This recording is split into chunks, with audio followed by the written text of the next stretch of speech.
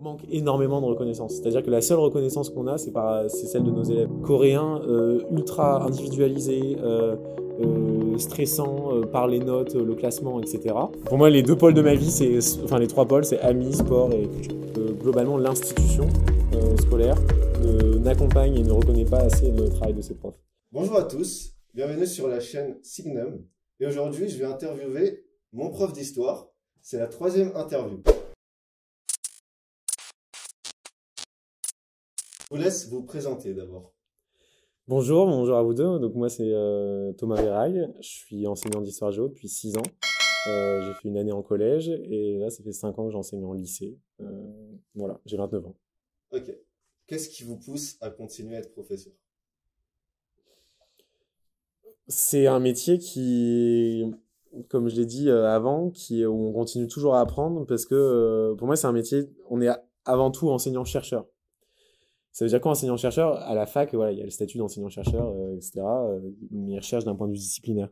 Pour moi, on est tous un peu enseignant-chercheur, dans le sens où on est enseignant. Notre métier, c'est d'être en classe et de transmettre des savoirs et des savoir-faire. Ça, c'est vraiment l'essentiel. Mais chercheur, parce que c'est un métier laboratoire qui se réinvente tout le temps. Et il y a toujours des trucs, en fait, qui fonctionnent et qui fonctionnent pas. Il y a une infinie de problèmes, en fait, à résoudre en permanence. Et en fait, du coup, ce qui nous pousse à explorer tout le temps, et sachant que pour moi, c'est ça la beauté et la force de la pédagogie, c'est qu'il n'y a pas de recette. Il n'y a pas de recette, il y a des outils, il y a une philosophie, mais entre ces outils et cette philosophie, ben en fait, c'est l'espace de la pédagogie, c'est l'espace du prof, c'est l'espace du laboratoire, et là, on doit bricoler et on doit chercher, dire, ok, ben en fait, là, je sens que faire comprendre ce concept-là, bah là, j'y arrive pas. Donc, ça veut dire qu'il faut prendre autrement. Pour faire comprendre cette compétence-là, pour faire travailler l'argumentation, bah en fait, comme ça marche pas. Donc, il faut le faire autrement. Et en fait, c'est tellement infini que c'est un champ de possible. Donc, c'est ça qui me pousse. C'est avant tout que c'est un métier de recherche qui me stimule, du coup, intellectuellement. Et le deuxième gros moteur, c'est en fait ma porte d'entrée dans le métier. C'est-à-dire, c'est les élèves. C'est une réponse convenue, mais en fait, c'est le fait tous les jours de voir des gens et d'établir une relation, un contact et de les voir évoluer aussi, quoi. Et ça, pour moi, jamais, pour moi, par exemple, pendant le confinement, on n'enseignait plus. J'avais uniquement le côté laboratoire où je dis, ah oui, tiens, c'est pas mal, je découvre tel outil, le Padlet, super, on va faire ça. Mais en fait, la substance de ce qui fait l'essence du métier, c'est d'être ici en contact. On peut pas enseigner à distance. C'est pas possible. En tout cas, c'est pas l'enseignement, c'est autre chose. C'est de l'appropriation de contenu, etc. Mais c'est pas ce qui fait l'objet d'enseigner. T'as une question? Oui. Alors, qu'est-ce qui fait l'objet d'enseigner? Bah, c'est ça. C'est cette interaction permanente entre un collectif et des individus, le prof, une philosophie au sens quelle vision de l'enfant, quelle vision de l'enfance, quelle vision de l'adolescence, quelle vision de l'être humain derrière, en fait, t'as envie de transmettre parce que voilà, et des outils pour le coup pédagogiques, techniques, des outils en neurosciences, des outils, voilà. Et pour moi, il y a ces 4 trucs. Vraiment, c'est voilà, le collectif et les individus, l'enseignant, donc c'est forcément une rencontre entre les deux, les outils, la philosophie. Et l'objet d'enseigner, c'est d'être au milieu de ça. Et d'être au milieu et de jongler avec tout ça. Parce qu'en fait, quand on est en classe, par exemple, une des grandes difficultés, une des grandes tensions du métier de prof, c'est entre gérer un groupe et embarquer un groupe, et il faut faire un groupe, et il faut constituer un groupe, et gérer des individus. Et accompagner chaque individu, des individus, mais si différents, qu'on se rend pas compte, honnêtement, quand on est élève, que les individus qui constituent une classe sont si différents, enfin qu'on se rend compte, mais pas de la même manière que quand on est prof. Et ça, c'est une première tension, et l'objet d'enseigner, il est dans cette gestion-là, dans les réponses qu'il propose à comment on gère cette tension, qui est une tension qui est inéluctable, c'est-à-dire que, au contraire, c'est ça qui fait que c'est un métier de chercheur. Parce qu'en fait, il n'y a pas de réponse. Ils se disent, non, soit on gère pas le groupe, on gère pas que des individus. Si on gère que des individus, on les met tous derrière un ordi, avec des contenus ultra bien faits, mais en fait, c'est plus l'enseignement. Parce que l'enseignement, c'est avant tout du collectif. Et c'est pas que l'individuel. Quand on est, si je fais un cours particulier, c'est pas de l'enseignement, c'est juste un accompagnement particulier, parce que la personne derrière, elle est vraiment là pour des savoir-faire très précis, etc. Que enseigner, c'est mélange de tout ça, c'est avant tout faire collectif aussi. Et du coup, s'il y a un truc de faire collectif, ça veut dire que derrière, il y a vraiment quelle vision de la société j'ai. Et il y a forcément ça en grille derrière, entre le modèle suédois et le modèle coréen. C'est les deux meilleurs modèles d'éducation, enfin non, pas justement, je vais pas dire les deux meilleurs, mais c'est les deux modèles d'éducation les plus efficaces, où les résultats ils sont les plus élevés. Et dans le classement. Dans le classement PISA qu'on peut critiquer, etc. Mais de fait, c'est ceux qui ont les meilleurs résultats sur des visions de l'être humain complètement différentes. Coréen, ultra individualisé, stressant par les notes, le classement, etc. Suédois, pas du tout le même. Il y a pas de notes, il y a du travail collectif et individuel. Enfin, on est sur des visions de l'être humain et de la société qui sont différentes. Donc ça, on peut pas s'en échapper quand on est dans le métier de prof. Et c'est ça qui fait l'objet d'enseigner. C'est quelle vision de l'individu j'ai, de l'être humain que j'ai et que je veux créer, quels outils j'ai à ma disposition et quelles rencontres je fais avec ce collectif quand je suis en action, quoi. En fait, ça, c'est vraiment une problématique de savoir comment capter l'attention de chaque individu unique au monde. Ouais, capter l'attention et créer le groupe. Ouais. Voilà, et donc c'est ça, il faut faire les deux en même temps. Et si, pour moi, souvent, j'aime bien l'image de la machine à laver, un peu de la centrifugeuse. C'est-à-dire que pour moi, pour avoir l'intention de chaque individu, justement, il faut créer un collectif. Et si tu perds au fur et à mesure un individu, tu pars du truc, en fait, ta machine à laver, elle commence à s'éclater. Alors, je sais pas si mon image, elle est très claire, mais en gros, au fur et à mesure, si tu perds un individu, le groupe, il va se déliter. Et donc, c'est pour ça que c'est pour moi ultra important de perdre aucune personne. Parce qu'en fait, tant que tu perds personne, t'es dans une logique où, ok, tout le monde est embarqué.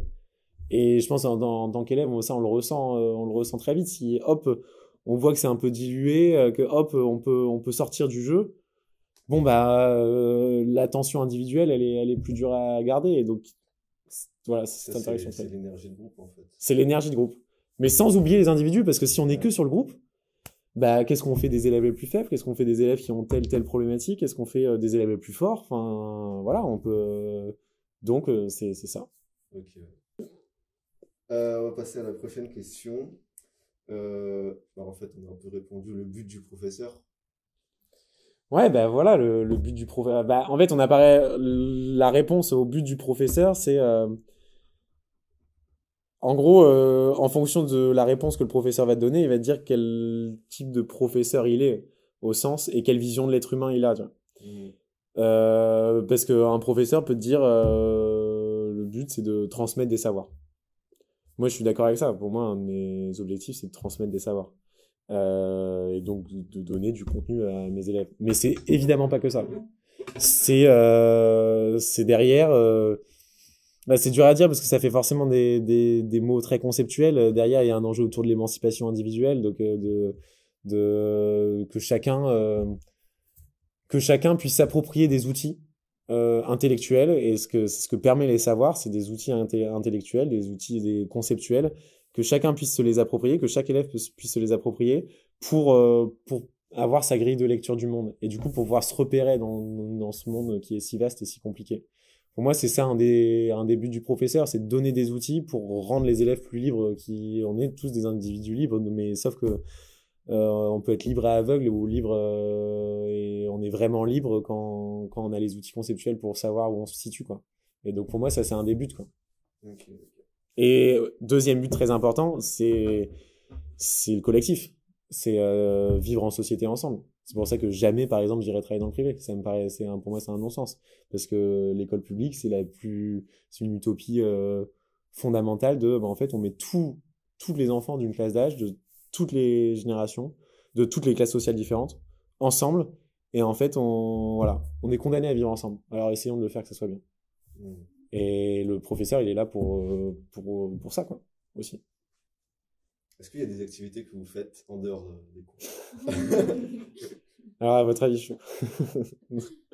qu'est-ce que je fais en dehors des cours? Bon, déjà, la semaine, il faut le dire, je travaille beaucoup. Car il faut le dire, les professeurs travaillent beaucoup. Voilà. Donc, de 8h à 20h, en gros, les semaines, je m'arrête en général à 20h. Du lundi au vendredi. Ça, c'est mon programme de semaine. Après, les soirs, je fais quoi? J'ai des moments où je me repose, tout simplement. Je vois beaucoup des amis, voilà. Après, les week-ends, je lis beaucoup. C'est mon activité principale. Souvent, j'ai un objectif. Et pour moi, lire, il faut se mettre des objectifs. C'est-à-dire, je me dis, voilà, j'ai un livre par semaine ou max tous les 10 jours. Donc ça, c'est mon objectif un livre par semaine. ouais. Donc, c'est mon objectif de lecture. Pour être un livre, on va dire, autour de 300 pages, quoi. Si c'est un livre de 500 pages, je vais mettre 2 semaines. Voilà. Ok. Donc, je lis beaucoup, je fais du sport, je cours, je fais du vélo, et je passe énormément de temps avec mes amis. Ok. Partager, boire des bières, jouer aux cartes. Ok. Ça, c'est mon activité principale. Bon, on sait que vous avez une vie en dehors. Une vie sociale. Une vie sociale. Et aller au ciné, au théâtre, beaucoup. Voilà. Pour moi, les 2 pôles de ma vie, enfin, les 3 pôles, c'est amis, sport et culture. Quel est votre ressenti par rapport au système scolaire? C'est dur, hein, c'est dur comme question parce que, comme justement, c'est un métier individuel et moi, enfin, je trouve on le vit tous différemment. C'est-à-dire que ça a été très dur pour moi au début et parce que j'ai été accompagné, ça va maintenant et j'adore mon métier, etc. Mais parce que j'étais bien accompagné et que pour moi, un principal ressenti, c'est que c'est un métier où on est très seul et si on n'est pas accompagné, bah en fait, ça peut être dramatique pour le coup. Et donc, voilà, pour moi, c'est la question de l'accompagnement. Il broie les profs. Alors là, si je parle prof, hein, ressenti sur prof. Et on manque énormément de reconnaissance. C'est-à-dire que la seule reconnaissance qu'on a, c'est celle de nos élèves. Et encore, honnêtement, elle est toujours un peu frustrante cette reconnaissance parce qu'à la fin d'un cours, même si tu sais que ça a été, bon bah voilà, il y a pas de reconnaissance et on peut pas en attendre. Et ça, c'est aussi un apprentissage du métier de prof de pas attendre de reconnaissance. Donc, mais bon, ça, c'est pas vraiment la question par rapport au système scolaire, mais c'est plus sur le fait que globalement, l'institution scolaire n'accompagne et ne reconnaît pas assez le travail de ses profs. Et ce qui, en plus, à l'échelle de la société, se ressent aussi. Donc ça, c'est un premier ressenti. Deuxième ressenti, c'est que, et j'ai pas de réponse claire à cette question, mais c'est que le système scolaire aujourd'hui, c'est un système de tri. C'est-à-dire on est là pour trier des élèves. Voilà. Et on les trie en troisième, on les trie en sixième, en troisième, en seconde, et en terminale. Et ensuite, à la fac, le tri continue. Et donc, c'est un système d'entonnoir. Et que ce système de tri, pour moi, il nous fait vivre en permanence ce qu'on appelle une injonction contradictoire. On doit faire progresser les élèves, parce que notre but, c'est justement l'émancipation, faire progresser, transmettre des savoirs. Ça, on l'a tous. Tous les profs vont dire ça. Et en même temps, on doit trier, classer, faire progresser. Et en fait, c'est une injonction contradictoire dans le sens où ça va pas ensemble. Parce qu'on peut pas, on peut pas classer. Moi, quand je rends des notes, bah forcément, on rend des notes par rapport à un groupe classe. Donc, il y en a qui vont avoir 16, il y en a qui vont avoir 8. C'est un classement. Mais en fait, ce classement ne permet pas forcément. Il peut permettre, si justement on réfléchit, etc., mais de faire progresser. Et en fait, le système scolaire nous impose cette injonction contradictoire par le biais des notes, par le biais du nombre d'élèves par classe, parce qu'on a 30 et 35 élèves par classe, et du coup, on est obligé de classer. On peut pas faire progresser, justement, par rapport à notre utopie de départ de faire progresser tout le monde. On peut pas, en fait. On est obligé de classer. Et donc, le système nous condamne à ça, et ce qui est dur, quoi. Ce qui est dur, parce qu'on peut pas bien le faire. À 30 élèves par classe, 30-35, on est obligé de classer, et en fait, voilà. Pour moi, c'est ça mon principal ressenti. Enfin, reconnaissance et moyen. Le système de notes. Système de notes, mais ça, c'est un problème formel, en fait. J'ai l'impression que le problème de fond, c'est... Parce que au fait, qu'on mette des notes, des couleurs, des compétences, à la fin, ça revient... l'enjeu, c'est la philosophie du système. Et comme on est sur une philosophie, on est là pour trier des élèves. Bon, bah... voilà, après, encore une fois, J'ai pas de réponse, au sens, bah ouais, on est une société, on est tous différents, et les enfants issus de classe moyenne sup, ils ont plus de codes scolaires pour réussir. Et donc, du coup, ils y arrivent mieux. Et il y a des élèves qui ont pas le niveau. Bon, bah, qu'est-ce qu'on fait? En vrai, j'ai pas de réponse. Et justement, et c'est là où, pour le coup, aussi un des aspects qui est bien du métier de prof, mais qui est très dur. Qui est très dur parce que comme on est tout seul, comme il y a beaucoup d'élèves, comme on a plein de micro-tâches, etc., comme le métier de prof, il est mal reconnu dans la société, financièrement aussi, et notamment les instits, etc., alors que c'est un métier justement encore plus difficile qu'au lycée, quoi, je trouve. Bon, bah voilà, manque de reconnaissance, manque de moyens, et injonction contradictoire. Surtout que les profs, c'est quand même ceux qui créent la prochaine génération, donc on devrait leur mettre une plus grande importance. Et comment vous pensez qu'on peut construire une réponse à ce problème? C'est une réponse politique, au sens... pour moi, en tout cas, ce qui est sûr, c'est qu'il faut aborder le défi de deux manières. Enfin, c'est un chantier à deux entrées. Et il faut forcément prendre ces deux entrées pour y arriver. Première entrée, avoir une réflexion sur la pédagogie et le métier d'enseigner. Parce qu'en fait, il y a trop de cours encore aujourd'hui qui justement et trop de manières d'enseigner qui reproduisent et qui accentuent ces inégalités, etc. Donc on peut pas faire l'économie d'une réflexion sur l'acte d'enseigner et ce que ça veut dire enseigner. Ça, c'est une première entrée. Mais si on s'arrête là, en fait, on n'a qu'une moitié du problème parce que on est dans une institution justement qui permet pas de faire les trucs et pas assez de moyens, etc. Donc il y a forcément la deuxième entrée sur les moyens. Et donc là, la réponse politique, bah, par exemple, moi, je pense que voilà, un seuil de 24 élèves par classe obligatoire.